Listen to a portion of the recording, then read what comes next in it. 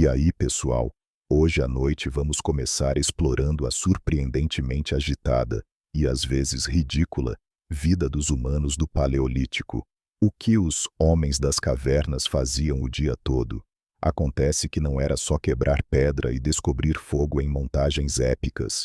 Então, antes de se acomodar, tire um momento para curtir o vídeo e se inscrever. Mas só se você realmente curtir o que faço aqui. E me conte nos comentários de onde você está assistindo e que horas são aí. É sempre fascinante ver quem está conosco ao redor do mundo. Agora, apague as luzes, talvez ligue um ventilador para aquele zumbido de fundo suave, e vamos embarcar juntos na jornada de hoje à noite. O dia médio de um homem das cavernas começava ao amanhecer, ou um pouco antes, dependendo de quão alto o vento soprava, ou se alguém próximo começava a tossir de novo. A maioria dormia sobre peles de animais, ou diretamente sobre a terra batida, às vezes com uma camada de capim seco, ou folhas para servir de colchão. Você provavelmente dormia perto do fogo, não pelo clima romântico, mas por calor e para manter insetos e predadores afastados. Dormir longe do grupo não era opção, a menos que quisesse acordar sem um pé. Os membros da banda se amontoavam em pequenos grupos apertados, famílias estendidas, e quem mais pertencesse ao clã local. Privacidade não existia. Todo mundo ouvia tudo. A primeira coisa que você fazia ao acordar era checar o fogo. Se ele tivesse apagado, alguém precisava reativá-lo. Um processo que exigia tempo, paciência e muito esfrega-esfrega de gravetos. Se o ar estivesse frio, o que, dependendo da estação, acontecia bastante. Todo mundo ficava rabugento até as chamas voltarem à vida. Depois você conferia suas ferramentas e armas, lanças, facas, raspadores, qualquer coisa usada para caçar ou se proteger. Elas precisavam estar em bom estado. Perder ferramentas significava perder a capacidade de conseguir comida, se defender ou processar carne e peles. Algumas pessoas eram melhores na manutenção que outras, então não era incomum pegar emprestado o equipamento de um vizinho mais habilidoso, embora ele provavelmente esperasse algo em troca.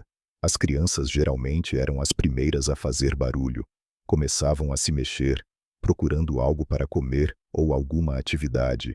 Muitas vezes, as duas coisas. Os adultos se levantavam devagar e começavam os preparativos do dia, buscar água, checar armadilhas próximas, ou sair para procurar rastros frescos de animais. Ninguém acordava com calma. Não havia tempo. As metas diárias eram simples: manter-se aquecido, encontrar comida, evitar ferimentos. Se você acordasse inteiro, o fogo ainda ardia, e nada lá fora parecia imediatamente perigoso. Você já largava na frente. Higiene pessoal existia, só não do jeito que imaginamos. Limpeza era algo prático, não estético.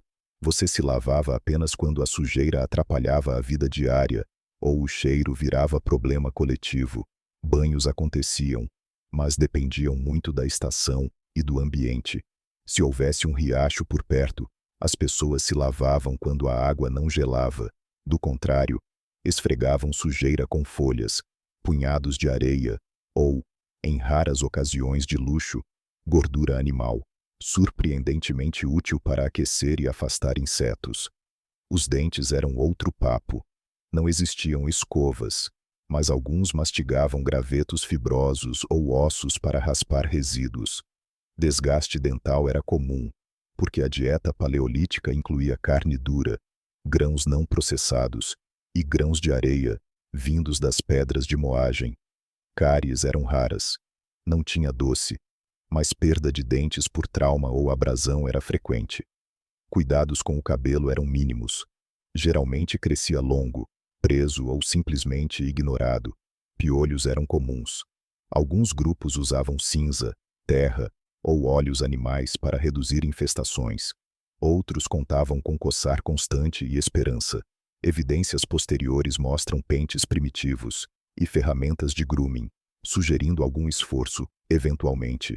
A roupa não ajudava, peles não respiravam e quase nunca eram lavadas. Se algo cheirasse mal, as pessoas se acostumavam ou culpavam quem estivesse mais perto do fogo. Pés andavam descalços ou enrolados em sapatos de couro cru. Como dá para imaginar, uma moradia pré-histórica tinha um cheiro bem característico. Mas aqui está o detalhe: todo mundo se adaptava e, como o grupo inteiro cheirava mais ou menos igual, quase ninguém notava, a menos que você rolasse em carniça para camuflagem, o que alguns faziam. Café da manhã não tinha horário. Comia-se o que houvesse, quando houvesse, e só se restasse algo da noite anterior.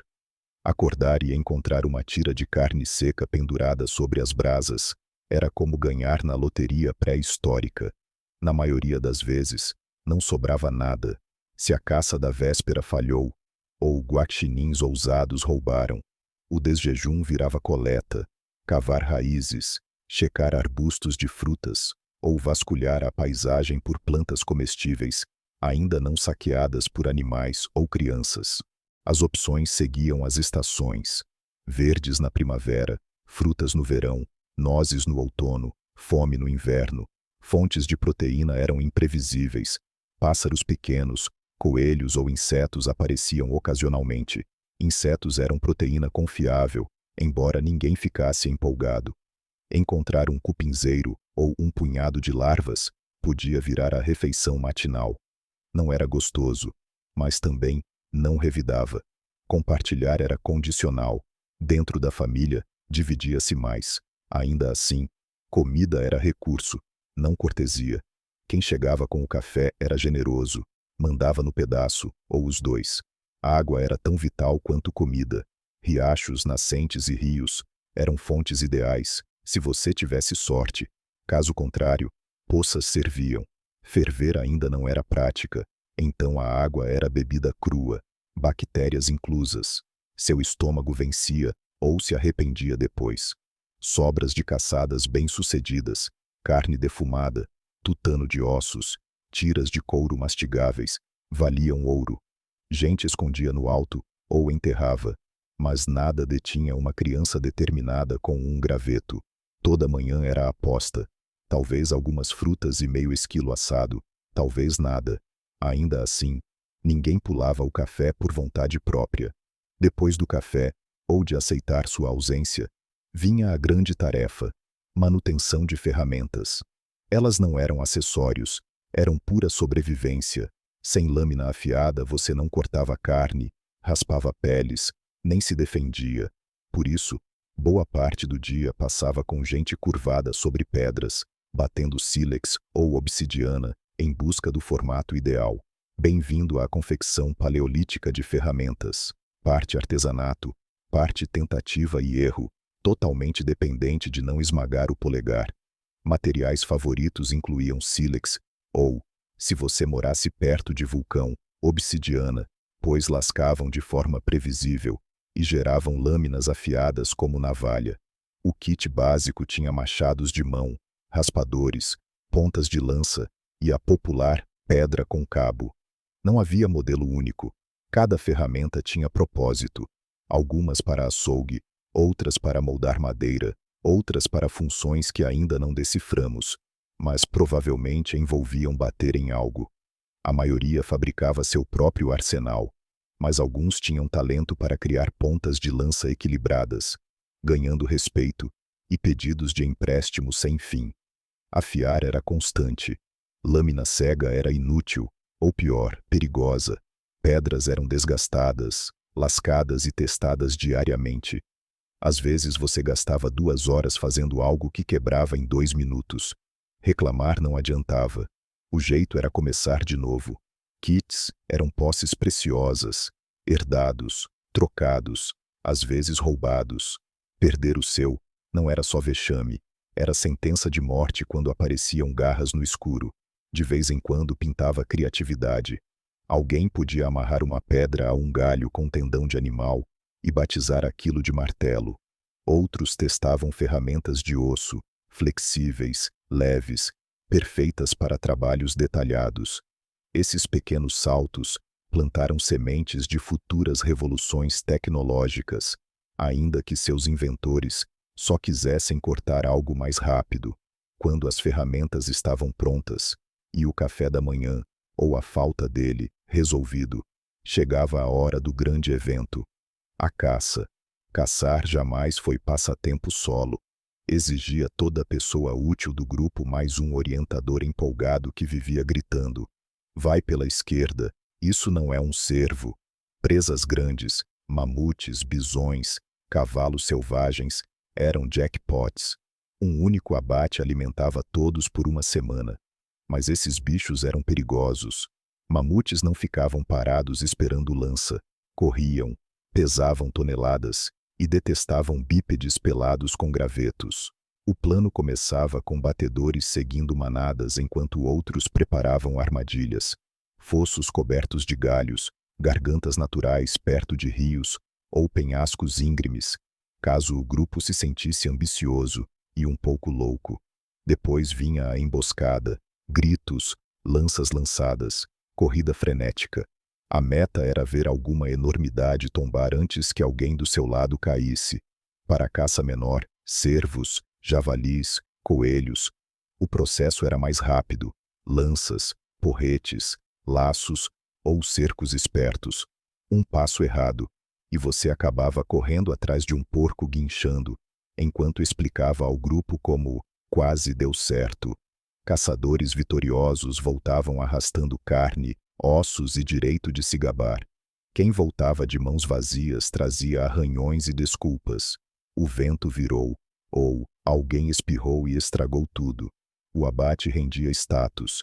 Primeiro pedaço da melhor carne, mais respeito, menos tarefas. Ainda assim, quase sempre se repartia. Queimar pontes por comida gerava noites geladas e silenciosas. Os coletores eram heróis discretos. Em geral, mulheres, idosos e crianças percorriam quilômetros buscando frutas, nozes, raízes, cogumelos, qualquer coisa que não revidasse. Experiência criava mapas mentais. Qual vale escondia tubérculos? Qual árvore largava as melhores nozes? Qual planta bonitinha era mortal? Disputar a mora com pássaros, esquilos ou ursos era rotina. Pisar num ninho de vespas tentando pegar mel, erro que só se cometia uma vez. Coletar era multitarefa: juntar lenha, penas, casca para amarrar, ervas medicinais. Crianças acompanhavam, aprendendo o que era comestível e, às vezes, provando o que claramente não era. Plantas não corriam nem chifravam. Uma colheita bem temporizada alimentava o grupo por dias, salvando janta quando a caça falhava. O fogo tornava tudo possível. Cozinhava, aquecia, iluminava e assustava predadores. Toda banda tinha a regra: não deixe apagar. Alguém, geralmente o azarado do dia, virava guardião, alimentando brasas e surtando quando a lenha rareava. Fazer fogo do zero exigia perfurar gravetos por horas, muitas vezes com dedos dormentes. Por isso muita gente carregava brasa embrulhada em musgo na migração, transformando uma pessoa em isqueiro ambulante. Combustível era tarefa coletiva. Galhos secos, gravetos, até esterco, qualquer coisa que queimasse sem explodir. Crianças levavam feixes de lenha úmida proclamando perfeita. Adultos trocavam por toras melhores depois que elas dormiam. Em torno das chamas acontecia a vida. Refeições, histórias, risadas, discussões sobre quem reavivava o fogo. Ninguém ganhava medalha por mantê-lo aceso, mas se apagasse, a noite gelada e olhares fulminantes eram garantidos. Abrigo mudava, cavernas eram imóvel de luxo, paredes prontas, quebra-vento, mas ursos ou grupos rivais podiam tomar conta. Sem caverna, construíam-se cabanas, armações de galhos ou costelas de mamute, amarradas com tendão e cobertas por peles, casca ou barro. Geralmente pingavam menos que ficar ao relento. Construir era mutirão. Um segurava madeiras, outro amarrava nós, um terceiro fingia entender de arquitetura. Se desabasse, juntava-se mais galho e tentava de novo. Clima mandava na engenharia. Abrigos leves de verão podiam ser abandonados de um dia para o outro. Tocas de inverno eram mais pesadas, isoladas com peles extras, reforçadas contra a neve esmagadora. Um buraco no teto soltava fumaça e deixava frio entrar. Mobiliário se resumia a pedra-banquinho, laje para cortar e monte de peles para dormir. Luxo era canto sem corrente de ar e teto que não pingava. Criar filhos sem manual.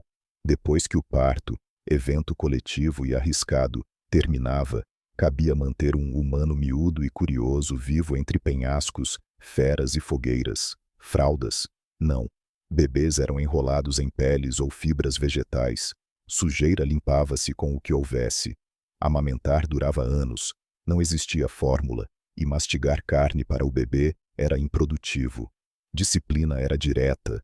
Criança perto do precipício levava puxão de perna e bronca. Não cai. Tocar fogo, correr atrás de lobo, provar fruta desconhecida virava lição instantânea. Mesmo assim, brincavam o dia todo. Gravetos, pedras, insetos, desenvolvendo habilidades de futuros caçadores, curandeiros ou contadores de histórias. Aos 10 anos já eram membros semifuncionais, ainda barulhentos, mas úteis para buscar água e espantar pássaros da carne secando. Quando o dia finalmente escurecia, todos voltavam ao fogo, único entretenimento possível. O sol sumia rápido, a escuridão não negociava. Jantar, carne assada se a sorte ajudasse, raízes cozidas se não, era dividido em círculo, agachados, com mãos, ossos ou varas afiadas. A etiqueta não escrita dizia: não roube o último pedaço sem mérito, não dê cotovelada em ancião. Depois vinham as histórias, caçadas épicas, espíritos trapaceiros, alertas sobre rios traiçoeiros, tudo narrado com gestos e grunhidos. A tradição oral preservava saber: que planta cura, que vale esconde predador, quando o mamute migra. Música surgia do nada. 2 pedras viravam ritmo, alguém cantarolava, crianças rodopiavam até cair. Ossos ocos faziam flautas, couro esticado, tambores. Qualquer coisa que chacoalhasse valia. Vanglória reforçava status. Exibir lâmina mais afiada, aumentar em 30% o tamanho do bicho abatido. Paquera era sutil. Dividir fruta rara, sentar colado, não rir quando alguém confundia cocô com raiz preciosa. Cortejar começava com proximidade. Numa banda de 20 a 40 pessoas, seu ápice de namoro era quem não era parente nem comprometido. Gestos românticos eram práticos: oferecer o melhor pedaço de carne, ajudar a raspar pele, carregar água. Aparência valia só até onde indicava sobreviver ao inverno. Caçador habilidoso ou coletora experiente atraía mais que quem ficava entalhando bonecos suspeitos. Uniões duravam, mas não eram algemas. Ficava-se junto por cooperação, criar filhos, dividir comida, superar invernos. Se não dava certo, desfazia-se sem alarde. Menos tarefas compartilhadas, silêncios constrangedores nas refeições. Sexo provavelmente era mais flexível que em sociedades agrícolas posteriores. Dinâmica de grupo e sobrevivência falavam mais alto que ciúme. Mesmo com trabalho constante, faziam arte. Paredes de cavernas viraram telas para carvão, ocre, manganês. Pintaram bisões, cavalos, mamutes, às vezes com linhas de movimento ou pontos misteriosos, pincéis, dedos, gravetos mastigados, ossos ocos soprando pigmento. Um aerógrafo de 30.000 anos. Motivo: rituais, narrativa ou vontade de criar. Seja qual for, os desenhos venceram o tempo, provando que seres humanos precisam de imaginação tanto quanto de calorias. Ficar doente, ou se machucar na era paleolítica, era como rolar dados com o universo, só que os dados eram de osso, e quase todas as faces anunciavam problema. Não havia hospitais, antibióticos nem tendas de pronto atendimento. Se você quebrasse algo, cortasse a pele, ou aparecesse com uma erupção misteriosa, o melhor cenário era seu corpo dar conta. O pior era todo mundo se juntar em volta da fogueira, torcendo para não ser contagioso. Algum cuidado médico existia, mas era básico, muito básico. Os primeiros humanos conheciam algumas plantas que reduziam dor ou inchaço, Mastigavam casca, aplicavam ervas trituradas, usavam cataplasmas de musgo. Casca de salgueiro, rica em ácido salicílico, funcionava como aspirina pré-histórica. Para feridas, a limpeza era água ou plantas antissépticas, se alguém as identificasse. Depois embrulho em pele ou musgo e vigilância contra a infecção. O corte em si raramente matava. Infecção sim. Sem bandagens estéreis, uma ferida ficando vermelha, quente e com mau cheiro, era sinal de péssimas notícias. Ossos quebrados às vezes saravam, às vezes não. Arqueólogos encontram esqueletos com fraturas bem alinhadas, prova de talas e repouso forçado, tiras de madeira amarradas com tendão, moldes de argila, ou simplesmente imobilização enquanto o grupo diminuía o ritmo. Outros ossos mostram membros tortos, nunca consertados, evidência de que a vida continuava mesmo com dor. Dor de dente era outra tortura. Dentes se desgastavam mastigando carne dura e plantas cheias de areia. Cáries eram raras. Não havia açúcar, mas cáries profundas e infecções na mandíbula existiam. A solução: arrancar com uma pedra, sem anestesia. Xamãs ou curandeiros atuavam como médicos, parte herbalistas, parte guias espirituais, parte corajosos que tocavam pus, cantavam, usavam plantas alucinógenas e testavam o que parecesse funcionar. Às vezes dava certo, às vezes não. Viajar não oferecia alívio, não havia rodas, estradas, nem carona. Se quisesse ir a algum lugar, você andava. Mobilidade era essencial. As bandas eram nômades, movendo-se pelas estações, seguindo os rebanhos, ou simplesmente fugindo do cheiro do acampamento velho. Não existia contrato de locação. Quando as frutas acabavam, ou os mamutes partiam, o povo seguia junto. Viagens variavam. Um dia de marcha até um novo terreno de caça, ou semanas sobre montanhas. Tudo ia nas costas: ferramentas, peles, kit de fogo, restos de comida e crianças. Malas? Só bolsas de couro ou cestos de fibra. O clima não tinha pena.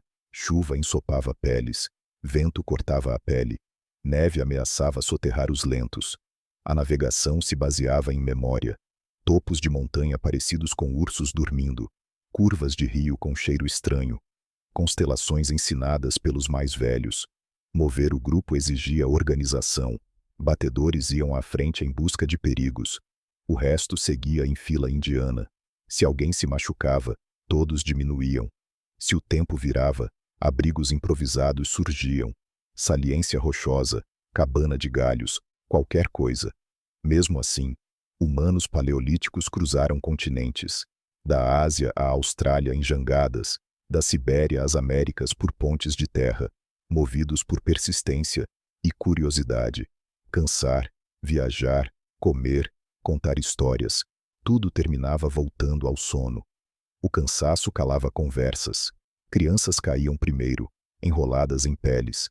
Adultos ficavam mais um pouco, encarando as chamas como se nelas houvesse respostas, ou simplesmente viajando na mente. Antes de dormir, alguém sempre conferia o fogo. Se as brasas pareciam fracas, ganhavam lenha. Se o vento mudava, levantavam barreiras. Esquecer significava noite gelada e bronca ao amanhecer. A noite nunca era totalmente tranquila. Ouvidos ficavam meio acordados, atentos a galhos se partindo, ou uivos distantes. Ainda assim, se a aurora chegava com todo mundo inteiro, o fogo aceso e uma fumacinha rosa subindo, o grupo se considerava bem-sucedido, pronto para recomeçar o ciclo implacável, manter o calor, achar comida, evitar ferimentos, contar histórias e criar arte capaz de sobreviver 30.000 anos.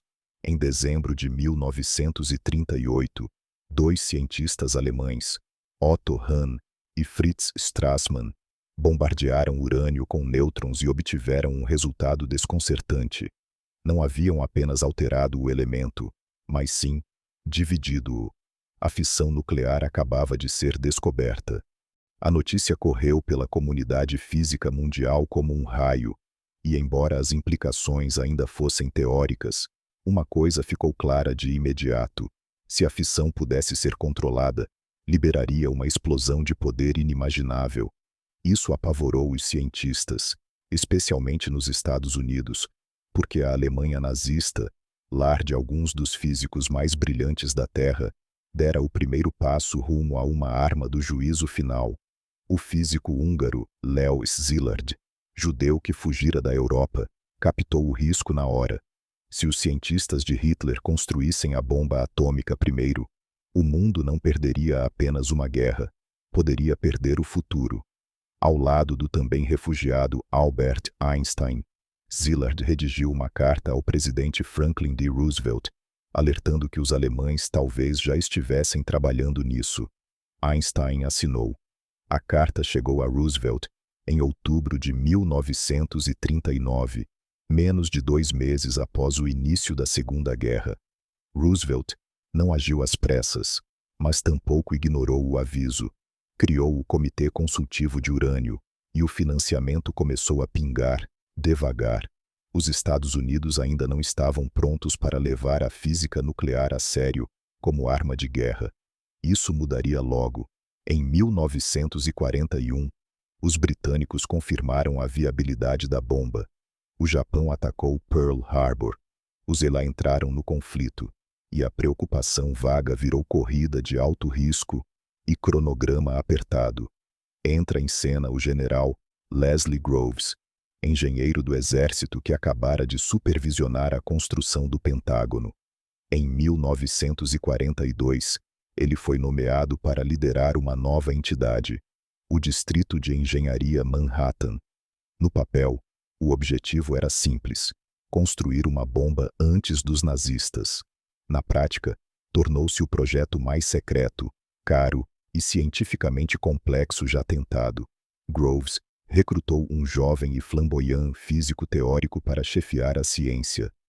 J. Robert Oppenheimer, brilhante, controverso, idealista, capaz de calcular probabilidades de partículas e citar poesia sânscrita no mesmo fôlego. Juntos, lançaram o que ficaria conhecido como Projeto Manhattan, uma aposta de $2 bilhões que mudaria para sempre a natureza da guerra e o destino do mundo. O Projeto Manhattan não era apenas um experimento de laboratório, era um império. Para realizar o impossível, o governo do Zilemáero criou uma civilização oculta espalhada pelo país, envolta em sigilo. Ninguém de fora sabia o verdadeiro propósito, a maioria por dentro também não. 3 locais formavam o núcleo: Los Alamos, Novo México, um platô empoeirado escolhido pelo isolamento. Ali seria o cérebro, onde física teórica encontrava engenharia prática. Oppenheimer reuniu um Dream Team: Niels Bohr, Richard Feynman, Enrico Fermi e dezenas de outros, muitos refugiados do fascismo. Oak Ridge, Tennessee, onde fábricas do tamanho de vários campos de futebol surgiram do nada. Missão: enriquecer urânio, 235, menos de 1% do urânio natural. Tentou-se de tudo: difusão gasosa, separação eletromagnética, calutrons. Milhares de operárias giravam botões, sem saber que produziam combustível de bomba. Hanford, Washington, onde se criou plutônio. O elemento não existe na natureza em quantidades úteis, mas imensos reatores podiam bombardar urânio para gerá-lo, depois extraí-lo e enviá-lo a Los Alamos. Os reatores funcionavam 24 horas, inaugurando vazamentos radioativos e custos ambientais da era nuclear. Mais de 130 mil pessoas trabalharam no projeto, mais que a população de alguns estados à época. Cidades secretas foram erguidas com casas, escolas, lojas e cercas.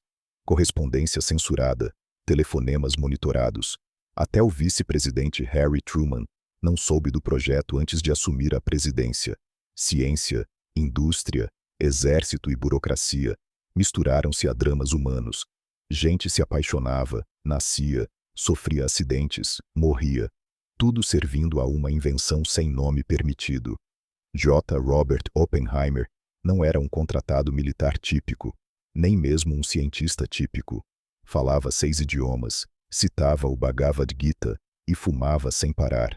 Podia ser encantador, frágil, cáustico e inspirador num só dia. Sob pressão, virou a cola que mantinha Los Alamos unido. Diretor científico nomeado por Groves, mostrou-se indispensável. Entendia pessoas e política, inspirava lealdade, domava egos, nível Nobel. Mas havia sombras. Ligações antigas com o Partido Comunista, irmão, namorada de Ann Tatlock, alarmavam a inteligência militar. Groves ignorou objeções, manteve-o. O dossiê de segurança, porém, engrossava. Oppenheimer trabalhava com carisma obsessivo, dormindo poucas horas, corria entre lousas e reuniões, rabiscando fórmulas, discutindo designs, fumando até o amanhecer. Participava de tudo: configurações nucleares, formatos de ogivas, refletores de nêutrons, até o seating chart das conferências. Sabia, contudo, o peso moral. Vencer os nazistas era imperativo, mas com a Alemanha à beira da derrota, a bomba deixava de ser defesa e virava poder político, dilema que o assombrava. No fim de 1944, teoria virara planta. Planta, peça, peça, protótipo. O projeto deixara de ser experimento, tornou-se linha de montagem do Armagedon. Construir bomba atômica não lembrava tanque ou avião, era território inexplorado. Engenheiros e físicos focaram em 2 modelos, ambos assustadores. Little Boy, bomba de urânio, mecanismo tipo canhão. Disparar um bloco de U-235 contra outro para iniciar reação em cadeia. Conceito simples, prática terrível. Exigia mais de 60 quilos de urânio enriquecido em Oak Ridge. Sem teste prévio, iria direto ao campo de batalha. Fat Man, bomba de plutônio. Plutônio era traiçoeiro. Design tipo canhão detonaria prematuramente. Inventou-se a implosão. Lentes explosivas comprimiam um núcleo de plutônio à massa crítica em microsegundos. Como esmagar simultaneamente uma esfera de aço com dinamite sem rachá-la. Plutônio era tóxico, instável, recém-criado. O sigilo e o estresse cobravam. Em 1945, o físico Harry Daghlian deixou cair um bloco de tungstênio sobre um núcleo de plutônio, gerando reação crítica. Recebeu dose letal e morreu semanas depois. O núcleo demônio ainda mataria Louis Slotin meses depois em acidente similar. Enquanto isso, o relógio corria. A Alemanha rendera-se, o Japão resistia. Washington queria resultados. Os cientistas sabiam o que construíam, não onde seria usado, nem quem morreria. Nas oficinas, casulos metálicos, detonadores de precisão e núcleos nucleares uniam-se. Cada peça um prodígio. Juntas, a arma mais letal da humanidade. Restava um passo. Testar de verdade, não no papel. Em 16 de julho de 1945, exatamente às 5h29, o deserto do Novo México tornou-se o berço da era nuclear. O teste recebeu o codinome Trinity e marcou a primeira detonação de um artefato atômico na história da humanidade. A bomba testada era do tipo implosão de plutônio, o mesmo modelo que depois seria chamado de Fat Man. Ao contrário da arma de urânio por canhão, um dispositivo de implosão jamais havia sido comprovado. Poderia falhar, murchar ou destruir tudo ao redor. Ninguém sabia. Centenas de cientistas e técnicos posicionaram-se a quilômetros de distância. Muitos usavam óculos de soldador escurecidos. Alguns passaram protetor solar no rosto, esperando que isso os protegesse de uma luz desconhecida. Houve até quem apostasse se a explosão incendiaria a atmosfera. Medo que hoje soa absurdo, mas pareceu plausível então. No instante zero, o deserto explodiu num clarão mais brilhante que o sol. A onda de choque derrubou observadores. O calor foi sentido a mais de 16 quilômetros. Uma nuvem em cogumelo subiu 12 quilômetros. Um dos presentes disse que parecia que os portões do inferno haviam se aberto. J. Robert Oppenheimer não comemorou. Sussurrou uma linha do Bhagavad Gita. Agora eu me tornei a morte, a destruidora de mundos. O teste foi sucesso incontestável. Confirmava que os Estados Unidos possuíam uma arma capaz de aniquilar cidades em segundos. Mas também iniciou um profundo acerto de contas moral. A notícia ficou lacrada. O presidente Harry Truman, então em Potsdam, recebeu o telegrama cifrado. O bebê nasceu. A guerra no Pacífico continuava. O Japão não se rendera, e os Ibiara agora detinham o poder da aniquilação. A questão não era se a bomba seria usada, mas onde e quando. Menos de um mês depois, o horror teórico virou realidade. Havia 2 bombas prontas e uma decisão fatídica. 6 de agosto de 1945, o bombardeiro B-29 Enola Gay decolou de Tinian, levando Little Boy, a bomba de urânio. Alvo, Hiroshima, centro industrial e cidade cheia de civis. Às 8h15 a bomba foi lançada. 43 segundos depois, o céu virou fogo branco. 5 milhas quadradas foram arrasadas. A temperatura no epicentro alcançou 3.800 graus Celsius. Mais de 70.000 pessoas morreram no ato, vaporizadas, esmagadas ou queimadas. Incêndios se espalharam. Sobreviventes cegos e carbonizados vagavam por um emaranhado de aço retorcido. Nas semanas seguintes, dezenas de milhares sucumbiram à radiação e aos ferimentos. 9 de agosto de 1945, a liderança japonesa hesitava, interpretando o silêncio como resistência. Os Ewazibaria prepararam um novo ataque. A bomba de plutônio, Fat Man, foi carregada no B-30 Boxcar. Neblina encobria Kokura, alvo primário. Desviaram para Nagasaki. Às 11h02, a bomba caiu. O relevo reduziu o impacto, mas cerca de 40.000 pessoas morreram instantaneamente. Milhares sofreram queimaduras fatais ou radiação. Horas depois, o Conselho Imperial entrou em crise.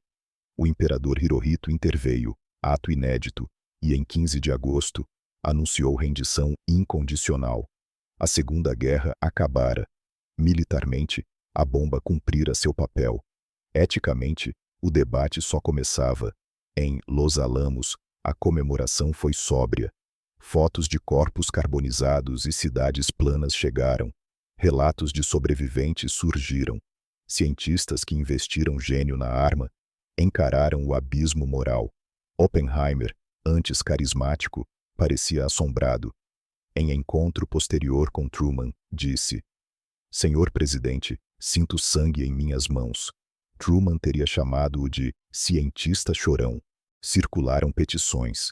Leo Szilard e James Frank pediram transparência e controle internacional, alertando que sigilo e arsenais ilimitados provocariam corrida armamentista. Foram ignorados. Os Ibuewa criaram a Comissão de Energia Atômica. A Guerra Fria começou a ferver. Enquanto isso, agentes soviéticos já haviam infiltrado o projeto. O físico Klaus Fuchs repassou dados cruciais a Moscou. Julius e Ethel Rosenberg, civis, seriam julgados e executados em 1953 por espionagem, caso ainda controverso.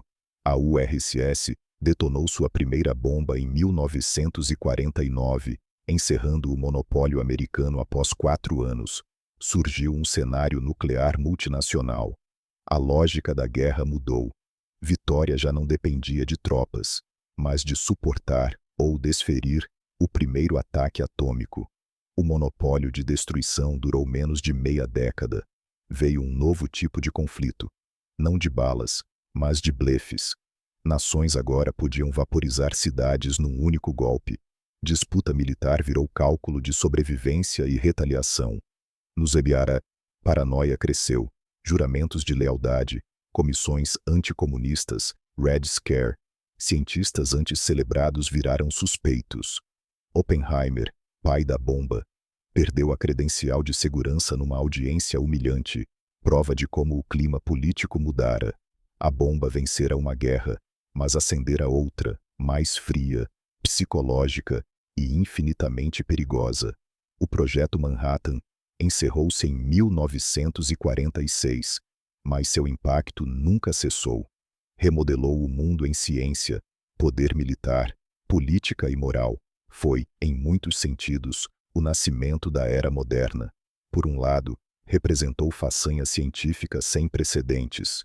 Mostrou que física teórica podia moldar eventos globais e que pesquisa pura podia virar força bruta. Os mesmos princípios que racharam átomos depois alimentariam usinas, guiariam sondas espaciais e impulsionariam a medicina. Por outro, lançou uma sombra permanente. Armas nucleares não só encerraram uma guerra, redefiniram a paz. Pela primeira vez, humanos criaram algo capaz de extinguir a própria espécie. O espectro do extermínio paira sobre cada crise internacional. Destruição mútua assegurada virou o torto pilar da diplomacia da Guerra Fria. Superpotências armadas até os dentes, travadas num impasse, em que apertar o botão significaria o fim da civilização. O projeto disparou uma corrida global.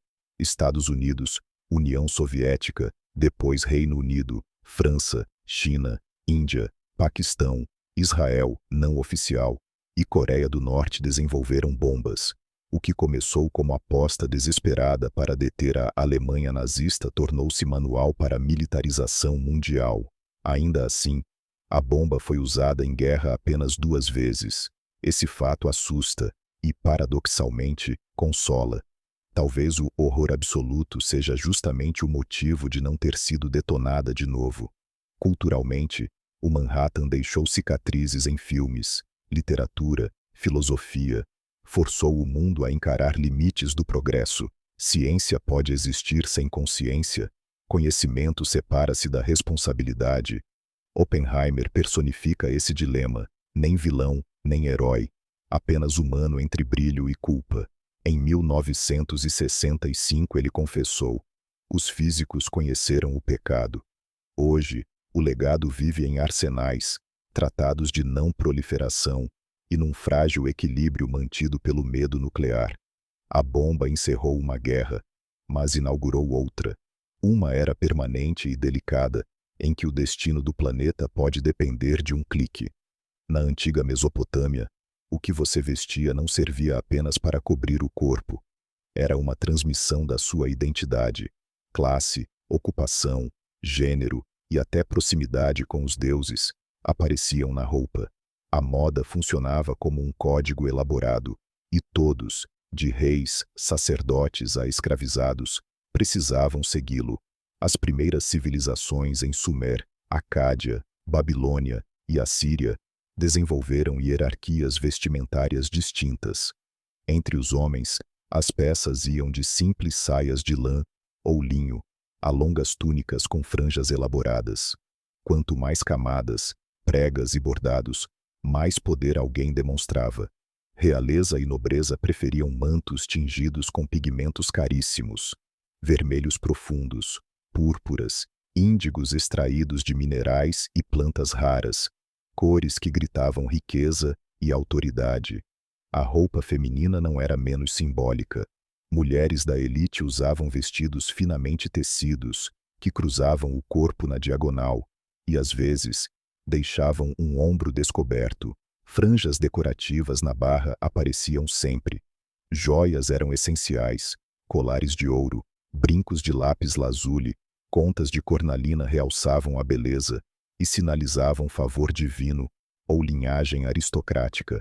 Pulseiras, tornozeleiras e enfeites de cabelo refletiam crenças espirituais e estado civil. Até o penteado era estratégico. Homens mesopotâmicos orgulhavam-se das barbas, enroladas, oleadas, às vezes frisadas em padrões intrincados, símbolo de masculinidade e sabedoria. Mulheres arranjavam o cabelo em coques, tranças, rolos elaborados. Perucas surgiam em cerimônias ou entre ricos, sinalizando refinamento. Perfumes e cosméticos completavam o visual.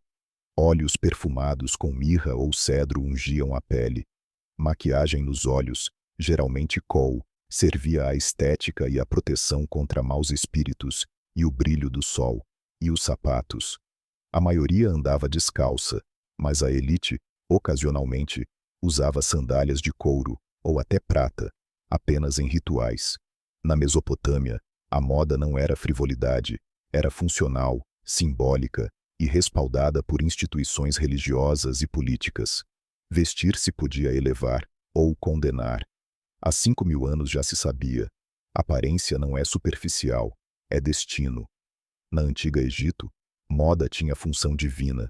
Suas vestes não apontavam só riqueza ou gosto, refletiam conexão com os deuses.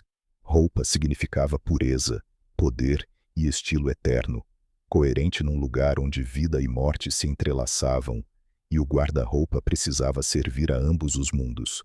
O linho reinava, derivado do linho planta e ideal para o calor do deserto. Mas nem todo linho era igual.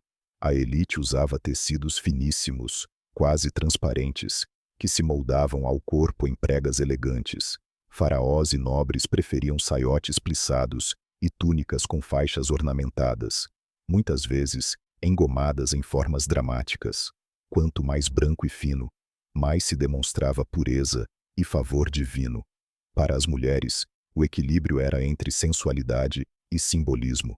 Vestidos tubo, calacires, ajustados, sustentados por alças, exaltavam a forma porque beleza e fertilidade eram virtudes sagradas. O objetivo era harmonizar corpo e estética sacra.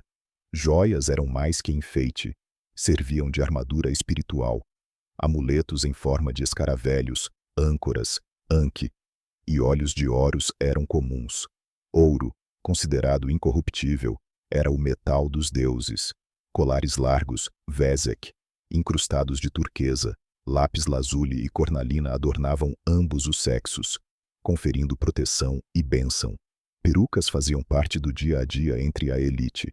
Muitos raspavam a cabeça por higiene e para evitar piolhos. Assim, perucas de cabelo humano ou fibras vegetais indicavam status e beleza. Algumas eram enormes, trançadas e perfumadas com cones de cera aromática que derretia ao calor, liberando fragrância. Maquiagem era indispensável. Delineador de kohl, usado por homens e mulheres, protegia do sol e afastava o mal. Sombra verde de malaquita e batom de ocre vermelho completavam o visual. Ficar bonito era assunto sério. Afinal, os deuses observavam. De operários de pirâmide a sacerdotes e rainhas, vestir-se no Egito era declaração sagrada sobre status, alma e jornada rumo à eternidade. À primeira vista, a moda grega parece simples. Tecidos fluidos, poucas costuras, linhas limpas. Mas cada dobra codificava identidade, status e valores cívicos. Não buscava extravagância, e sim ordem, proporção e filosofia tornada visível. As peças começavam como retângulos de lã ou linho, habilmente drapeados e presos por alfinetes. O traje ícone era um quitão, túnica fixada nos ombros e cingida na cintura. Quitões masculinos iam até o joelho, femininos até os tornozelos. O comprimento comunicava. Quitão longo em homens sugeria juventude ou sacerdócio, curto, atletismo, trabalho ou vida militar. Sobre o quitão, ambos os gêneros usavam o imation, manto grande sobre um ombro. Filósofos o enrolavam justo, passando sobriedade que refletia ideais estoicos. O himation virou anúncio silencioso de intelecto e virtude cívica. Mulheres também vestiam o peplos, peça de lã mais pesada dobrada no torso, criando a sobrecamada apoptigma.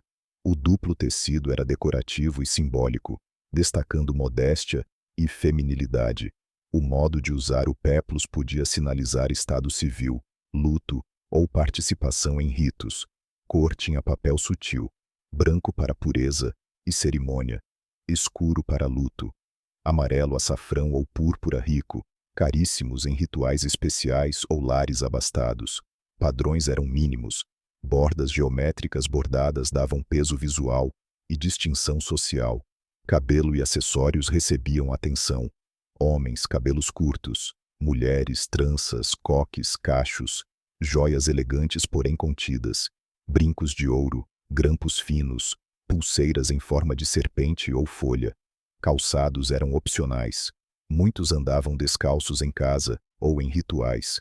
Quando usados, sandálias simples de couro ou botas macias. Na Grécia, o caimento de uma túnica ou o nó de um cinto não eram só estética, refletiam o modo de viver, pensar e servir a polis. Se os gregos expressavam ideais por meio da moda, os romanos exibiam domínio. As roupas eram ousadas, regulamentadas e simbólicas, projetadas para refletir a rígida hierarquia social e o amor de Roma por espetáculo e controle. Vestir a peça errada podia trazer vergonha ou punição. A peça mais famosa era a toga, enorme semicírculo de lã, exclusiva para cidadãos do sexo masculino. Cor e faixa denunciavam o status. A toga virilis, branca simples, identificava homens adultos. A toga praetesta, com borda púrpura, era para magistrados e garotos de alta posição. A totalmente púrpura e dourada toga picta enfeitava generais triunfantes e, depois, imperadores. Por baixo, usava-se a túnica. Escravizados vestiam túnicas ásperas sem tingimento. Libertos às vezes, adicionavam listras para sinalizar o novo posto. Senadores portavam a faixa púrpura vertical, latus clavos, na frente. Matronas respeitáveis demonstravam castidade e virtude com a estola, geralmente combinada ao chale pala. Prostitutas eram proibidas por lei de usar estola, uma fronteira literal entre dignidade e desonra. Joias abundavam, sobretudo entre mulheres, anéis, colares, fíbulas, brincos, decoração, moeda e presente político. Mulheres da elite exibiam penteados elaborados, cheios de cachos, tranças e grampos. Manter essa arquitetura exigia espelhos e várias escravas. O calçado ia de sandálias simples a botas de couro tingido. Senadores usavam o calcéus preto, amarrado no tornozelo. Em Roma, vestir-se era lei, arte e propaganda. Trajar-se corretamente significava corporificar disciplina, hierarquia, conquista e orgulho cívico. No Império Aquemênida Persa, a roupa virou teatro régio. De Dário a Xerxes, nobres persas vestiam-se para intimidar, reluzindo em sedas bordadas, ornamentos de ouro e iconografia divina. Cada ponto proclamava ordem cósmica sob o rei. Ao contrário dos gregos minimalistas, os persas amavam cores vivas e texturas luxuosas. A seda, trazida por rotas comerciais, era reservada à elite. Túnicas e mantos ostentavam bordados em ouro com animais míticos e padrões complexos, simbolizando fertilidade, proteção e favor divino. Detalhe, equivalia a status. Quanto mais elaborado, mais próximo do trono. Homens usavam túnicas de mangas compridas com calças, inovação prática e estilosa, presas por cintos ornamentados. Capas sobrepostas davam peso e formalidade. Mulheres trajavam vestidos de múltiplas camadas, mangas largas e véus, completavam com joias, colares de ouro, pulseiras de pedras, anéis esculpidos. Óleos perfumados e cosméticos, rouge, kohl, finalizavam o refinamento. O adorno de cabeça era crucial. A tiara, ou quirbásia, elmo pontudo bordado de pérolas, era a assinatura real. Mesmo cortesãos inferiores usavam gorros ou turbantes bordados para mostrar lealdade. Cores traziam significado. Azuis e púrpuras profundos para a nobreza, branco para a pureza em ritos sacerdotais. Vermelhos e dourados representavam o fogo sagrado do zoroastrismo. A moda persa nunca foi acidental. Cada dobra, gema e grifo bordado declarava: o cosmos é ordenado, o rei é divino, e você deve conhecer seu lugar.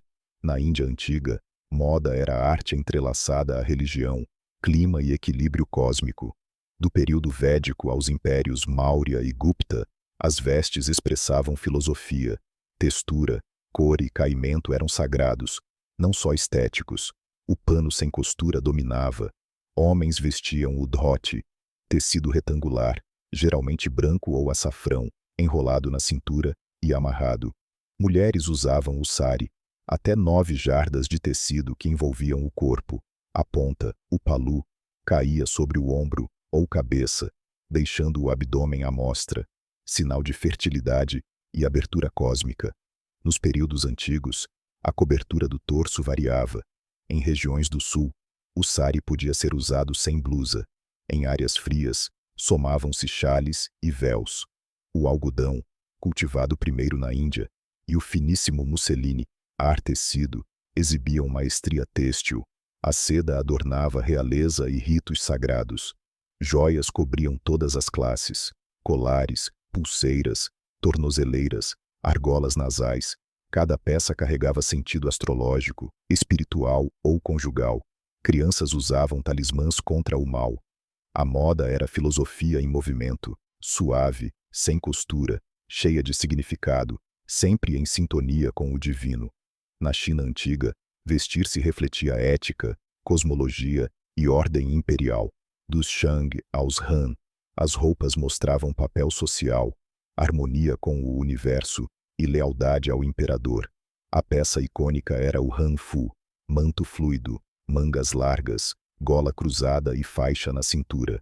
Mais que roupa, ele visualizava ideais confucionistas de modéstia, estrutura e a hierarquia. Homens e mulheres usavam hanfu, mas tecido, acabamento e cor variavam por classe. Os códigos de cor, baseados na filosofia dos 5 elementos, eram rígidos. Amarelo para a terra, reservado ao imperador. Vermelho para o fogo e o sul. Azul esverdeado para a madeira e o leste. Branco para o metal e o oeste. Preto para a água e o norte. Vestir amarelo imperial sendo plebeu era traição. Camadas indicavam refinamento. Nobres e estudiosos sobrepunham várias túnicas.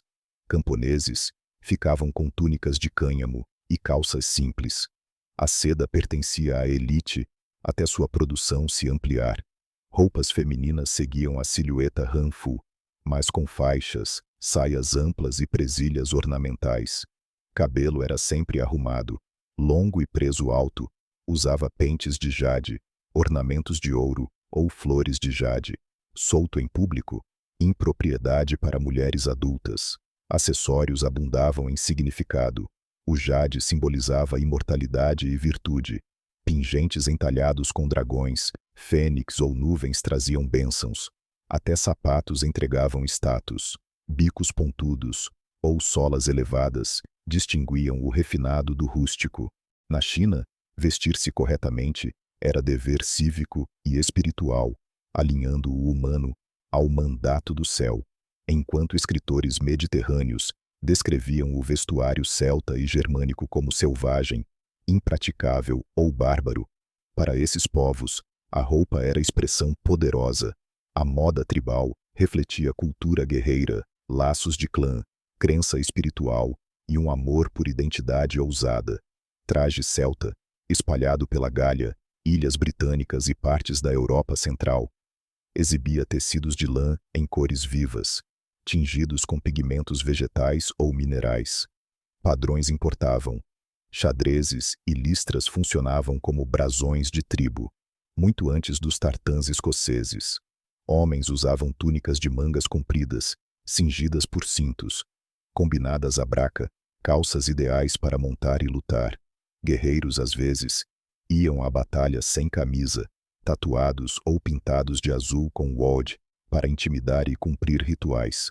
Mulheres sobrepunham vestidos ou saias presos por broches ornamentados, fibulae. Joias abundavam, grossos colares torcidos, torques, pulseiras espirais, contas de âmbar. Cada peça marcava riqueza, posição tribal e, muitas vezes, proteção espiritual. Cabelo era um manifesto. Ambos os sexos trançavam ou enrolavam. Alguns homens clareavam madeixas com cal virgem. Bigodes e barbas estilizados exibiam orgulho marcial. Tribos germânicas, godos, saxões e outros tinham estratégias parecidas. Túnicas, capas de lã e peles sobrepostas dominavam o guarda-roupa. Couros com dentes e garras serviam de capa e talismã. Trabalhos em metal em cintos, fivelas e armas traziam lobos, javalis e águias, animais portadores de poder espiritual. Autores romanos viam caos. Os povos vestiam seus mitos. Quando Roma evoluiu para Bizâncio, a moda fundiu cerimônia romana, luxo oriental e simbolismo cristão. Vestir-se era uma linguagem sagrada. Cada fio, joia ou ícone bordado participava da teologia imperial. Na corte, o imperador surgia no loros, faixas de seda cravejadas de joias enroladas ao corpo. O púrpura, extraído do raro caramujo murex, seguia monopólio imperial. Usá-lo sem direito podia render punição. Senadores, clero e generais possuíam códigos de cor específicos e trajes quase uniformes para cerimônias. Peças básicas incluíam a dalmática, túnica de mangas largas com punhos decorados e listras verticais, clave, e a aclamis, capa presa por broches gemados em forma de cruz ou pomba. Mulheres nobres sobrepunham sedas pesadas, túnicas justas nos punhos e véus, completando com diademas cravejados, brincos pesados, colares em várias voltas e cintos de ouro gravados com santos eram comuns. O cristianismo permeava o design. Cruzes, anjos e inscrições gregas enfeitavam barras.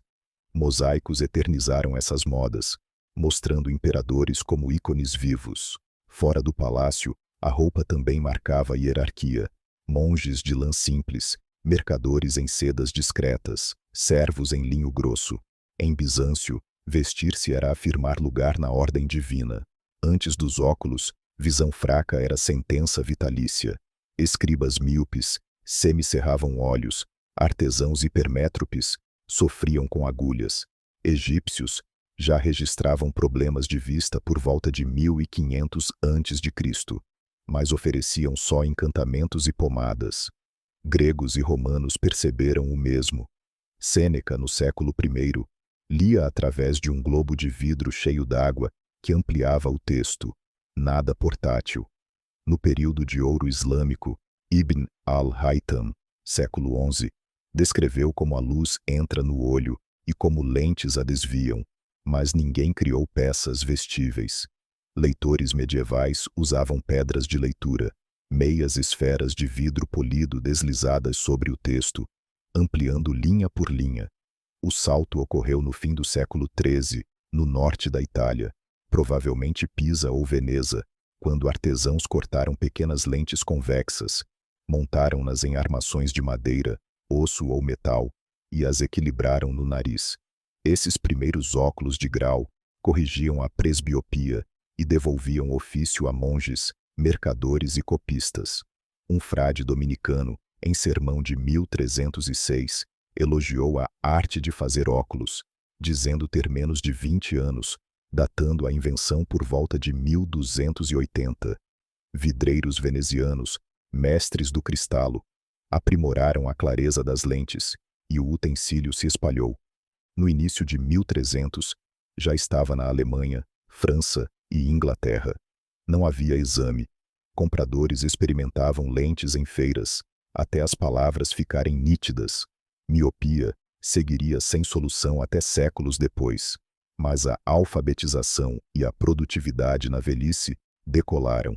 O século XVII transformou óculos de curiosidade popular em instrumento científico.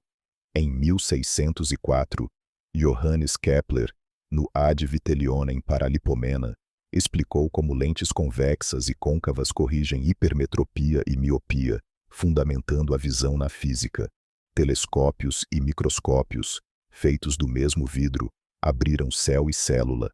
Optometristas em Londres, Paris e Amsterdã aplicaram cálculos de foco, criando finalmente lentes para míopes. Na China, vestir-se corretamente era dever cívico e espiritual, alinhando o humano ao mandato do céu. Enquanto escritores mediterrâneos descreviam o vestuário celta e germânico como selvagem, impraticável ou bárbaro, para esses povos, a roupa era expressão poderosa. A moda tribal refletia cultura guerreira, laços de clã, crença espiritual e um amor por identidade ousada. Traje celta, espalhado pela Gália, ilhas britânicas e partes da Europa Central, exibia tecidos de lã em cores vivas, tingidos com pigmentos vegetais ou minerais. Padrões importavam. Xadrezes e listras funcionavam como brasões de tribo. muito antes dos tartãs escoceses. Homens usavam túnicas de mangas compridas, cingidas por cintos, combinadas à braca, calças ideais para montar e lutar. Guerreiros, às vezes, iam à batalha sem camisa, tatuados ou pintados de azul com wad, para intimidar e cumprir rituais. Mulheres sobrepunham vestidos ou saias presos por broches ornamentados, fibulae, joias abundavam, grossos colares torcidos, torques, pulseiras espirais, contas de âmbar. Cada peça marcava riqueza, posição tribal e, muitas vezes, proteção espiritual. Cabelo era um manifesto. Ambos os sexos trançavam ou enrolavam. Alguns homens clareavam madeixas com cal virgem. Bigodes e barbas estilizados exibiam orgulho marcial. Tribos germânicas, godos, saxões e outros, tinham estratégias parecidas. Túnicas, capas de lã e peles sobrepostas dominavam o guarda-roupa. Couros com dentes e garras serviam de capa e talismã. Trabalhos em metal em cintos, fivelas e armas traziam lobos, javalis e águias, animais portadores de poder espiritual. Autores romanos viam caos. Os povos vestiam seus mitos. Quando Roma evoluiu para Bizâncio, a moda fundiu cerimônia romana, luxo oriental e simbolismo cristão. Vestir-se era uma linguagem sagrada. Cada fio, joia ou ícone bordado participava da teologia imperial. Na corte, o imperador surgia no loros, faixas de seda cravejadas de joias enroladas ao corpo. O púrpura, extraído do raro caramujo murex, seguia monopólio imperial. Usá-lo sem direito podia render punição. Senadores, clero e generais possuíam códigos de cor específicos e trajes quase uniformes para cerimônias. Peças básicas incluíam a dalmática, túnica de mangas largas com punhos decorados e listras verticais, clavi, e a clamis, capa presa por broches gemados em forma de cruz ou pomba. Mulheres nobres sobrepunham sedas pesadas, túnicas justas nos punhos e véus, completando com diademas cravejados, brincos pesados, colares em várias voltas e cintos de ouro gravados com santos eram comuns. O cristianismo permeava o design. Cruzes, anjos e inscrições gregas enfeitavam barras. Mosaicos eternizaram essas modas, mostrando imperadores como ícones vivos. Fora do palácio, a roupa também marcava a hierarquia. Monges de lã simples, mercadores em sedas discretas, servos em linho grosso. Em Bizâncio, vestir-se era afirmar lugar na ordem divina. Antes dos óculos, visão fraca era sentença vitalícia. Escribas míopes semicerravam olhos. Artesãos hipermetrópes sofriam com agulhas. Egípcios já registravam problemas de vista por volta de 1500 a.C., mas ofereciam só encantamentos e pomadas. Gregos e romanos perceberam o mesmo. Sêneca, no século I, lia através de um globo de vidro cheio d'água que ampliava o texto, nada portátil. No período de ouro islâmico, Ibn al-Haytham, século XI, descreveu como a luz entra no olho e como lentes a desviam, mas ninguém criou peças vestíveis. Leitores medievais usavam pedras de leitura, meias esferas de vidro polido, deslizadas sobre o texto, ampliando linha por linha. O salto ocorreu no fim do século XIII, no norte da Itália, provavelmente Pisa ou Veneza, quando artesãos cortaram pequenas lentes convexas, montaram-nas em armações de madeira, osso ou metal, e as equilibraram no nariz. Esses primeiros óculos de grau corrigiam a presbiopia e devolviam ofício a monges, mercadores e copistas. Um frade dominicano, em sermão de 1306, elogiou a arte de fazer óculos, dizendo ter menos de 20 anos, datando a invenção por volta de 1280. Vidreiros venezianos, mestres do cristalo, aprimoraram a clareza das lentes, e o utensílio se espalhou. No início de 1300, já estava na Alemanha, França e Inglaterra. Não havia exame. Compradores experimentavam lentes em feiras, até as palavras ficarem nítidas. Miopia seguiria sem solução até séculos depois. Mas a alfabetização e a produtividade na velhice decolaram. O século XVII transformou óculos de curiosidade popular em instrumento científico. Em 1604, Johannes Kepler, no Ad Vitelionem Paralipomena, explicou como lentes convexas e côncavas corrigem hipermetropia e miopia, fundamentando a visão na física. Telescópios e microscópios, feitos do mesmo vidro, abriram céu e célula. Optometristas em Londres, Paris e Amsterdã aplicaram cálculos de foco, criando finalmente lentes para míopes. Armações melhoraram devagar. Acolchoamento de couro no nariz, dobradiças rebitadas, cordões de seda atrás das orelhas, algo já usado na China. Ainda escorregavam, mas a ciência guiava a produção. Durante o Iluminismo, os óculos não ficaram apenas mais precisos, viraram moda. No início dos anos 1700, melhorias nas armações transformaram as pinça-nariz desconfortáveis em acessórios que sugeriam intelecto e refinamento. Por volta dos anos 1720, inventores adicionaram as hastes, braços articulados que se apoiam sobre as orelhas, tornando os óculos muito mais estáveis e confortáveis. Algumas hastes eram de fio flexível, outras, rígidas, envoltas em fita ou seda. Materiais se diversificaram.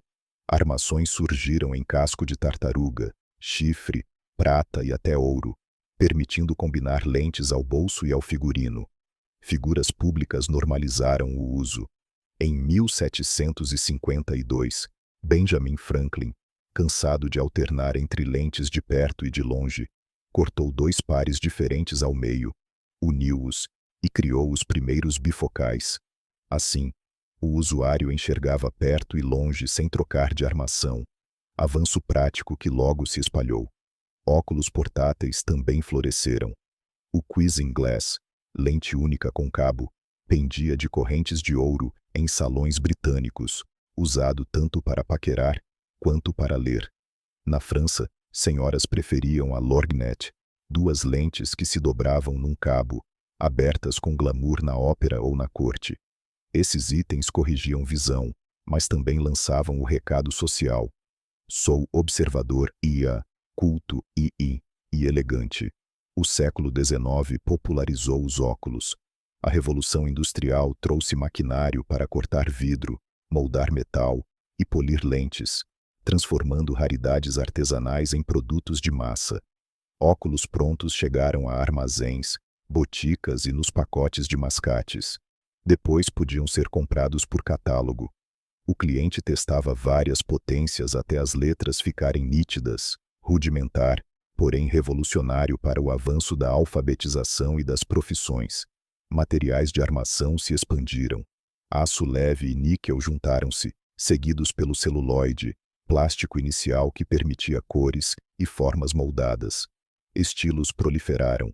Pince-nez equilibrava-se no nariz sem hastes, favorito de cavalheiros urbanos e futuros presidentes dos Iowa. Aros redondos de fio, eternizados depois por Gandhi e John Lennon, viraram padrão de estudantes e professores.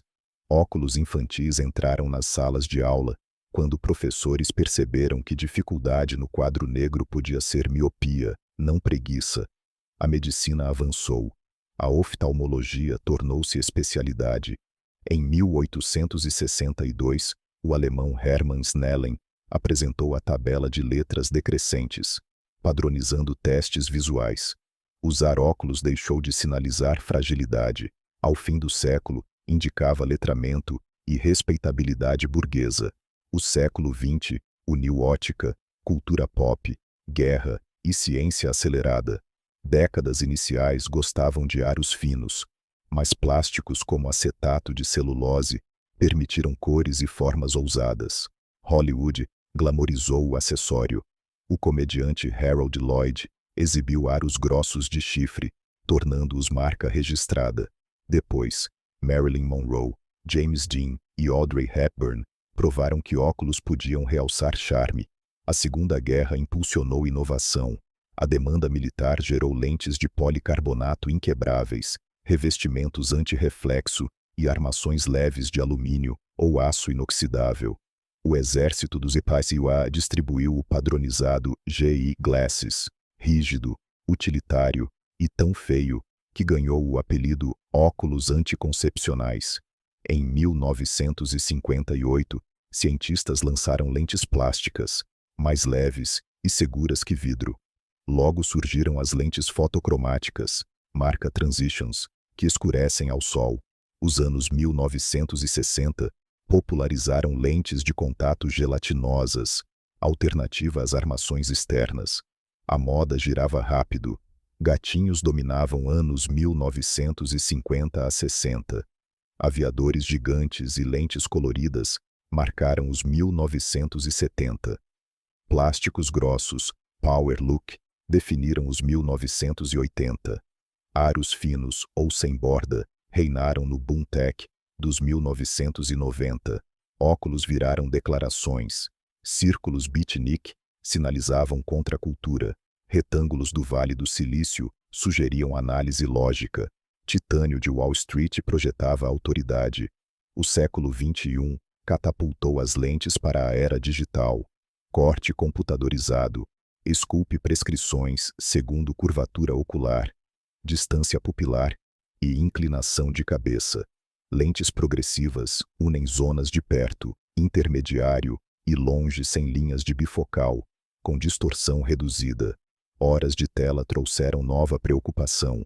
Revestimentos que filtram luz azul prometem aliviar cansaço digital, olhos secos, dores de cabeça, sono afetado.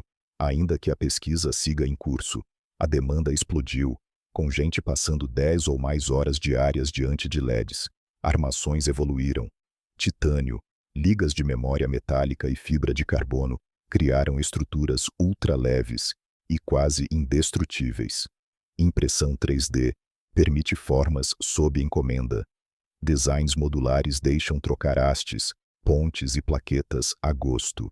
O varejo migrou online. Sites pedem selfie, simulam armações em realidade aumentada e enviam óculos graduados à porta, democratizando estilo e reduzindo custos. Surgiram os óculos inteligentes.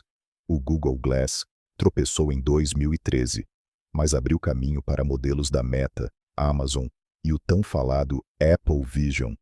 Versões atuais integram alto-falantes, microfones, câmeras, tradução simultânea e navegação RUD, tentando fundir telefone, headset e computador no que você já veste no rosto.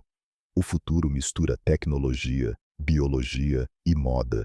Pesquisadores testam lentes adaptativas, camadas de cristal líquido que ajustam foco eletronicamente, corrigindo visão em tempo real. Terapia gênica e implantes retinais buscam curar cegueiras hereditárias, insinuando que a correção externa pode ceder lugar à interna. Designers, por sua vez, tecem plásticos reciclados em armações chiques, unem silhuetas vintage à estética cyber e imprimem ajustes sob medida. Do cristalo veneziano cortado à mão, equilibrado em narizes medievais, ao titânio pronto para AR que grava nossa rotina, os óculos percorrem 8 séculos sem perder relevância. Hoje filtram luz azul, computam dados, transmitem personalidade e antecipam um amanhã em que enxergar será não apenas mais nítido, mas fundamentalmente diferente.